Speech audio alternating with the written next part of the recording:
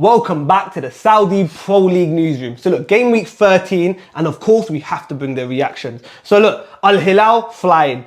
Ittihad, his dead-ass club, they finally won a game. Nassr doing what they do, but we have to start off with the league leaders. Yes. Unbeaten, Hilal. They just came up against the team in third place, Taawoun. Talk to me, my bro. What happened?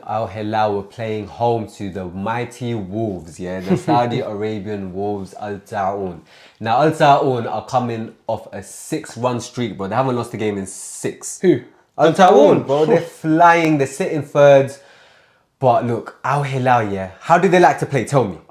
Look, it's very direct, very wing play. We disagree a little bit on the Gengen press because they don't press as much. Exactly. But I think that's the closest style you can link them to. Yeah. Very intense, very direct, and goals. Goals is the most important thing over anything. They were outscored the opposition. Yeah. But look, Taawoun went into the game knowing this. Bro, the possession was lopsided towards Hilal. They had nearly 70% possession. Mad. Taawoun were holding their line well. They defended everything. Garotto, well done. Bro is a good defender. Yeah. He just came into the league and you're playing against the likes of Malcolm. Imagine playing against Mitrovic. You know what? A bully, bro. We actually did a video, like we said, innit? And we spoke about the best 11 between the two teams. Talk to me about the goalkeeper's performance from Taawoun. Because you chose him over Bono. And Bono was man of the match for me. I feel like the first goal was unlucky that went through the legs. Unlucky? Bro, okay, look, the first goal was Mitrovic on the 81st minute. What about when he was getting dropped in the middle when people were running around him and then you know what? off the line? Taawoun were still trying to play the way they do with a slight higher line. So every single time Hilal did beat the final man. He came running out and the post saved him. But it's his bravery that What's his name again? Melson. Bro, he's moving like Maryland biscuits, bro, because them legs were cracking, fam, yeah? Awful performance. Look, for me, Bono showed why he should have been in the best 11. What a great keeper. Ballon d'Or nominee, bro. Yeah? I think he came like top 50 or something. He did. Yeah, well done. He's in the Saudi Pro League balling out. But look, let's get into the game. Yeah. So before Mitrovic scored around the 80th minute, he actually had a disallowed goal. Oh, he's climbing. He jumped, my opinion, he jumped before the defender. Yeah. So naturally on his way down, because he jumped early for no reason, on his way down, he was on top of the player while the player was jumping. I think but he did score. I think like the problem you have there is because when you got someone that is so big and strong like Mitrovic, naturally, you know, your body is going to put you in that position when he's towering you. Yeah. But I think what they looked at was after when he scored, when he came down, his arms were on the defender, right? Yeah, I think the referee did say it was his forearm when across the neck. But for me, the goal's already gone in. When he comes down now, the weight has to come somewhere, right? Yeah, you see it given in the Premier League. Yeah, like, it's different if you're climbing. This wasn't a climb. It looked like a good leap, and he put a bit of pressure on the guy or defender. You should have jumped quicker.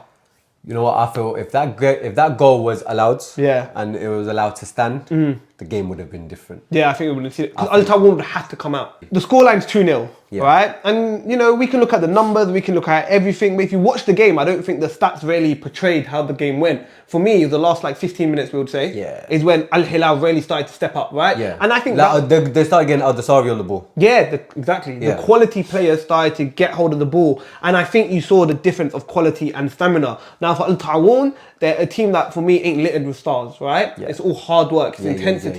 You can't keep chasing Hilal for 90 minutes without them not getting a few chances to score. And I think at the end, Taawoun just tired out. But look, Kano, not sure how you pronounce his name, scored a cute little goal. Cute little goal, last minute. What do you think? Keeper should have saved that as well? Or do you think top free kick? Keeper should have saved it. Keeper should have saved it. Yeah, he got a hand to it, just be more. Stronger. Nah, bro. Honestly, I think the first goal was harder to save when he got nutmegged than the free kick. Hilal won 2-0. They sit top of the league now. Yeah. On to the one and only. Unfortunately, we have to give you some sad news.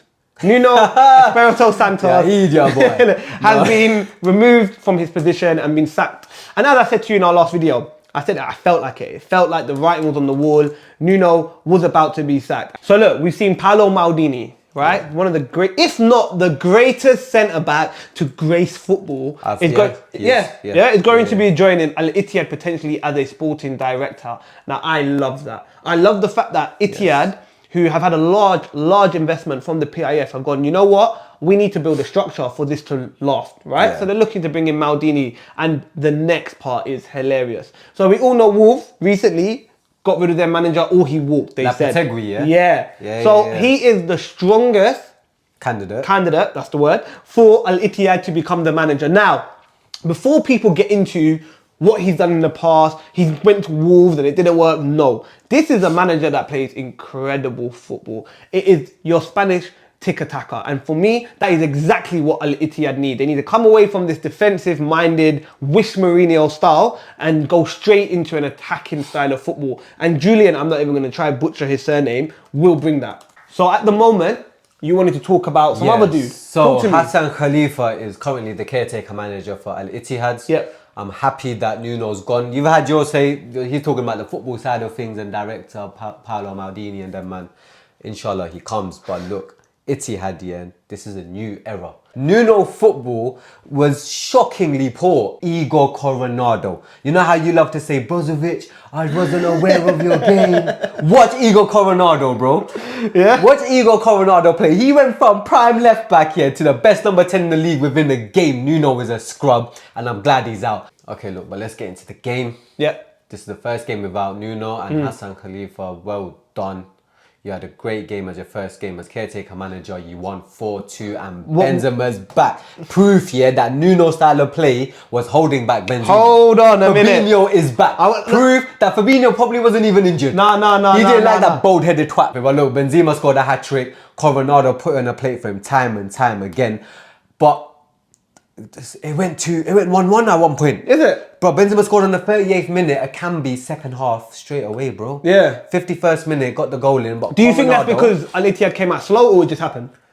I think it just happened because if you watch the whole game, bro, we were all over I missed this for game, the first time. To be honest, I stopped watching Al-Ittihad because you bore me. Yeah, now Nuno's gone. Yeah. I'll chuck him back on. The club bores me, but look, Coronado's goal straight away, bro. I think a minute after the kickoff, got the ball to Benzema. They were all driving. Benzema put in a plate for Coronado. Yeah. Coronado slapped it 2-1, and after that, bro. Oh, Benzema, I know the goal you're talking about when you claim Coronado ran for everyone, but he ran the straight line down the pitch.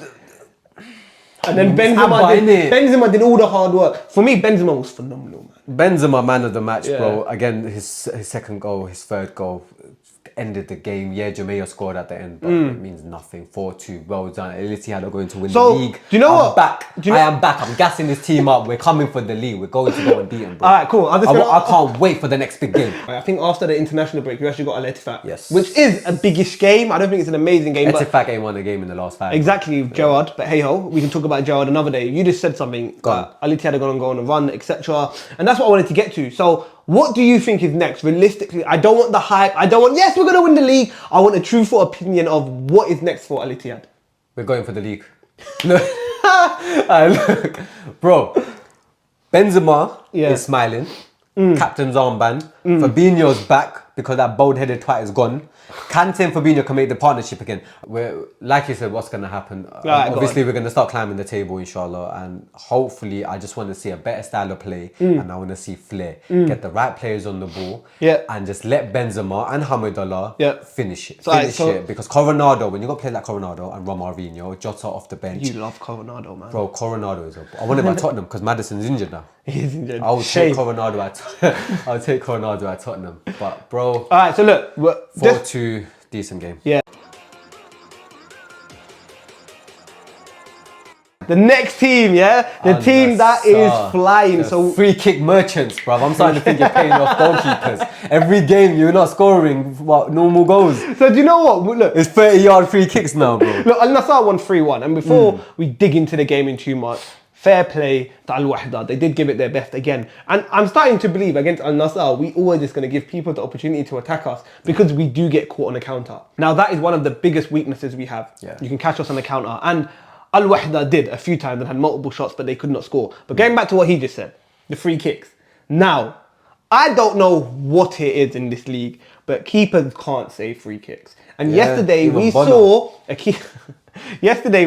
keeper get confused over a 2-step. Yeah. Ronaldo did a 2-step. The keeper took 3 steps to the left, and Tellers was just like, all right then, hit the corner. Had the whole corner available. It was a really, really good free kick by the style of play, the initiative, training ground. However, as a goalkeeper, that was perfect. I'm glad you said that because, Ronaldo's little feint was not enough to get the goalkeeper running behind. It was insane. To block. Like, come on, if we did that, bro, we'd be switching at each other. Like, and one of the professional footballers. Like, that was disgraceful. But look, move on, Al-Amri, Towers. the defenders, yeah? Wow. Brilliant header into the top right-hand side, hit the post, drops in, and at that point, the game was done.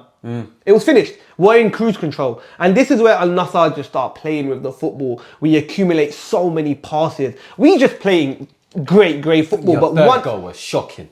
Yeah, I was just going to say. Third goal. Once again, we have seen despicable, disgraceful, to be honest, defending in the league. Like, you're trying to play out from the back. it wasn't even trying to play out from the back. The goalkeeper passed it out to the midfielder. Midfielder passed it back to the defender. Defender bottled it. That's what I'm trying to say. There was no play here. And then the second defender bottled it. It was a sense of panic. Bro, That's what it was. It was chaos. And Cristiano Ronaldo scores a tap-in, yeah? 3-0, and then from there, Al Nassr just sat back. They literally they didn't care anymore. The game was done. Yeah. And, you know, Al Wehda did score, but like I said in my last game, man, I don't know what it is at the moment, but you see Sadio Mane.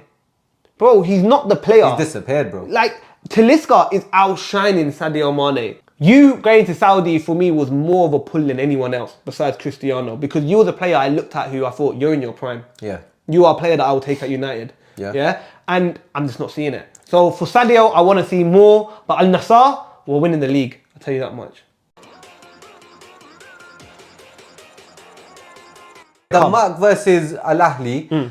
2-2, another surprise result. They're sitting 10th. And they're meant to, I pitched them for a relegation fight. I want to make this very clear. And this is what I said to you about Al Ahli before. Go on. Al Ahli look pretty, but they're not good. Who cares, bro? They're not that good. I love this. Look, Al Ahli look good to the naked eye, but they play with such immaturity. Like, I can't believe it. I feel like you're very unfair on Al Ahli. You forget that this team just came from promotion, came from the lower league, and all of a sudden the very players that had to get promoted got a surplus of great players in Mahrez and Maximin and Firmino. And in my opinion, 2 out of those 3 haven't stepped up. All right. You're playing pretty football. Maximin, your goal tally is awful. Firmino scored a hat-trick in the first half. I haven't seen him since. Talk to me about Mahrez. What more do you need from Mahrez? Because like I said, it's isn't Maximin Mahrez. who hasn't stepped up. It's Bobby Firmino that hasn't stepped up, bro. I don't have a problem. And wait, give credit to Vega.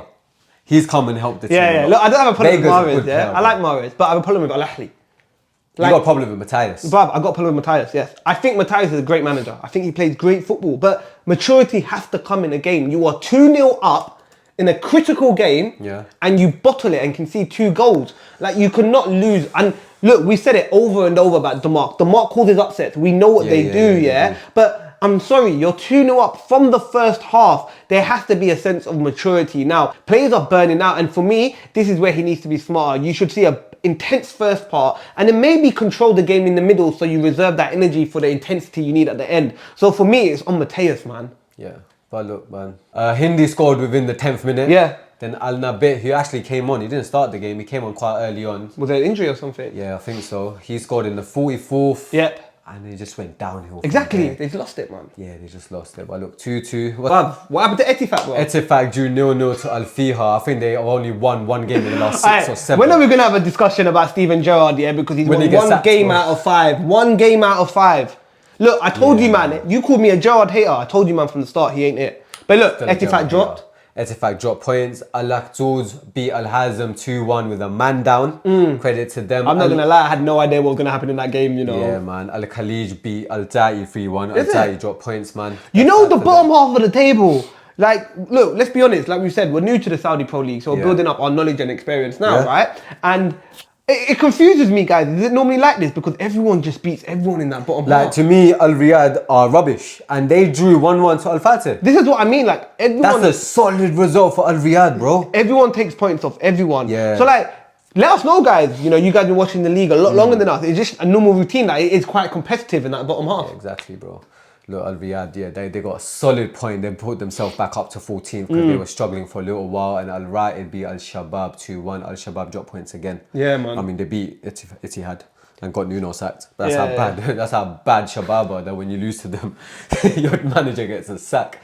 Guys, game week 13, that's our reaction. It's been a good game week, to be honest, some good results. But look, let us know what you thought about Al Taawoun's goalkeeper. Because remember, he put him number 1, I need to know your opinions because I was shocked at how poor his performance was in that game. But guys, like the video, subscribe to the channel. And as we say at the end of every video, guys, let's not forget, No matter how long it goes on for, we have to keep making dua for the children and the mothers of Palestine. But more importantly, guys, like I said, like, subscribe, and we'll see you soon.